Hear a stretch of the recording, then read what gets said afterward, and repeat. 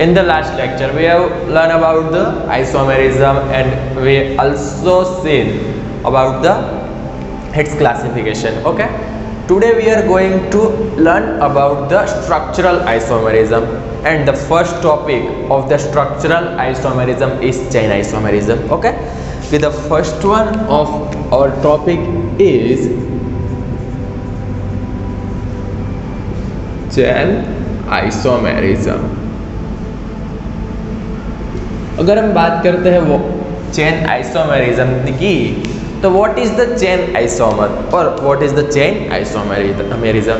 तो the compound having the same molecular formula, okay, कि the compound having the same molecular formula but different principal carbon chain और different side chain is called as the chain isomer and the phenomena is the known as the chain isomerism. Okay, कि क्या chain isomerism का मतलब कि the compound having the same molecular formula but having the different principal carbon chain or different side carbon chain are known as the chain isomers and this phenomena is known as the chain isomerism. कि अगर हम chain isomerism की बात करते हैं तो क्या होगा कि the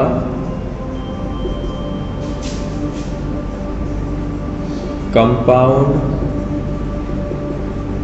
having same molecular formula but different principal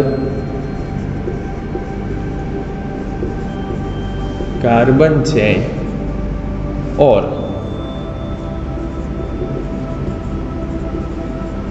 side chain is called as chain isomerism and phenomena is known as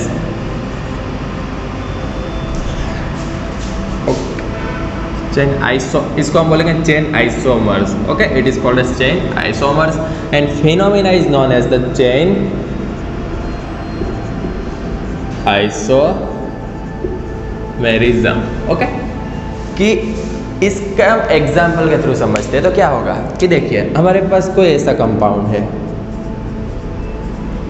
okay, क्या आप देख सकते हैं हमारे पास 5 कार्बन की चेन वाला कोई कंपाउंड है और दूसरा कोई कंपाउंड है ऐसा, ओके, क्या आप देख सकते हैं दोनों कंपाउंड में मॉलिक्यूलर फॉर्मूला आप देखेंगे तो 5 कार्बन एंड उसके अकॉर्डिंग जो हाइड्रोजन आएंगे सबके आप कैलकुलेशन करेंगे तो इसमें और इसमें दोनों में सेम रहेंगे। पर अगर आप number of the carbon in the principal chain की बात करते हैं तो आप देखिए यहाँ पर आपके पास total number of carbon in the principal chain is 5 but in this compound you have the 4 carbon in the principal chain. Okay, आप देख सकते हैं यहाँ पर आपके पास है 4 कार्बन, यहाँ पर आपके पास है 5 कार्बन। ओके, और हमारी डेफिनेशन भी वही थी कि the compound having same molecular formula but different in principle carbon chain. Okay, आप देख सकते हैं प्रिंसिपल कार्बन चेन हमारे पास यहाँ कितने कार्बन की है, 5 कार्बन की है, यहाँ पर हमारे पास है 4 कार्बन की। अगर हम आगे बात करते हैं तो देखिए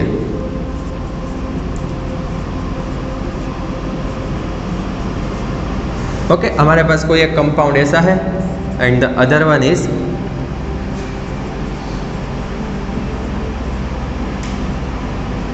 कोई एक ऐसा कंपाउंड है। ओके, तो दोनों में भी यहाँ पर आप देखिए साइड चेन है, साइड चेन कितने कार्बन की है, 2 कार्बन की, यहाँ पर हमारे पास 1 कार्बन है, यहाँ पर 6 कार्बन है, यहाँ पर 7 कार्बन है।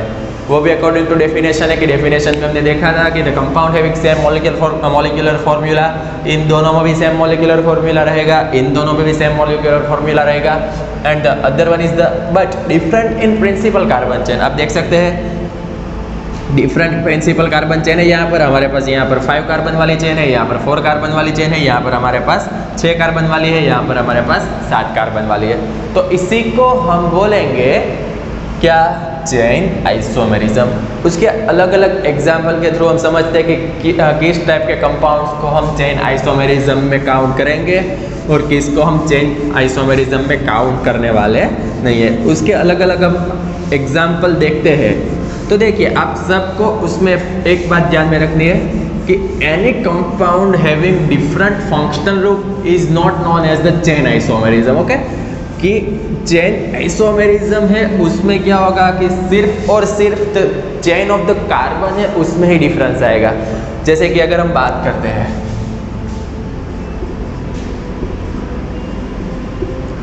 अगर हमारे पास कोई ऐसा कंपाउंड है, उसका अगर हमको आइसोमर ऐसा कुछ दिया गया है, ओके, तो इसको हम इसका चेन आइसोमर बोल देंगे नहीं। रेडी?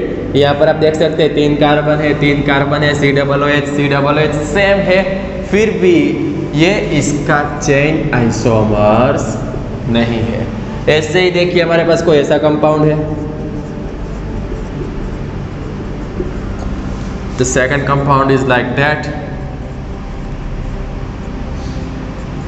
ओके, तो देखिए यहाँ पर CHO, यहाँ पर भी हमारे पास CHO, पर difference is that carbon chain है 4 कार्बन, कार्बन चेन 4 कार्बन, और हमारे पास डेफिनेशन में क्या था कि the compound having same molecular formula but different carbon chain और different principal carbon chain. Okay, और प्रिंसिपल कार्बन चेन तो हमारे पास सेम है, यहाँ पर भी सेम है।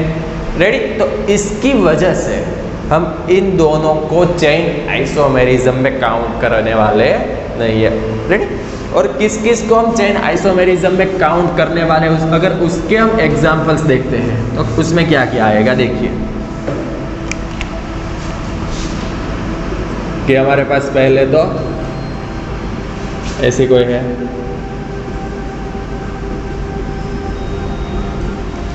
ओके, तो ये दोनों एक दूसरे के क्या रहेंगे, चेन आइसोमर्स रहेंगे। अगर हमारे पास कोई अल्केन है, ओके, कि सपोज कि हमारे पास है कोई अल्केन, तो उसमें भी चेन आइसोमरिज्म आएगी। ठीक है, ये भी एक दूसरे के क्या होंगे, चेन आइसोमर्स हो गए। अगर कोई तीसरा कंपाउंड ऐसा कुछ है,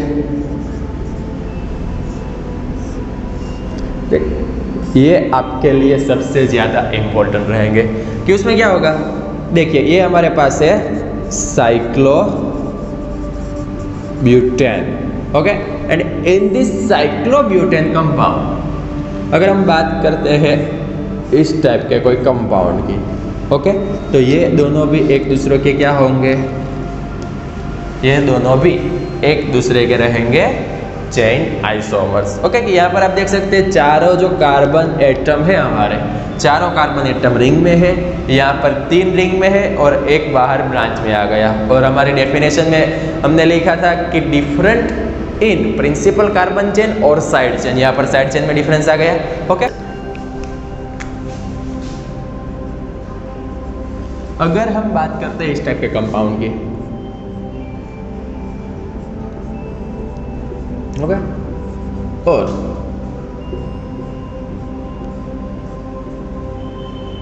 तो ये दोनों भी एक दूसरे के क्या रहेंगे, चेन आइसोमर्स रहेंगे।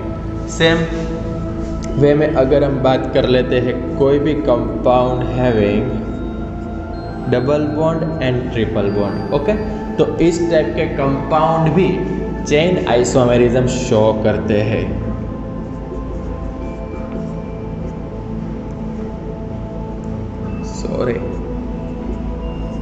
ओके, कि इस टाइप के कंपाउंड भी चेन आइसोमेरिज्म शो करते हैं। हमें सिर्फ देखना क्या है कि कौन सा कार्बन किस तरह अपनी जो प्रिंसिपल चेन है या तो अपनी साइड चेन है उसमें डिफरेंस लाता है।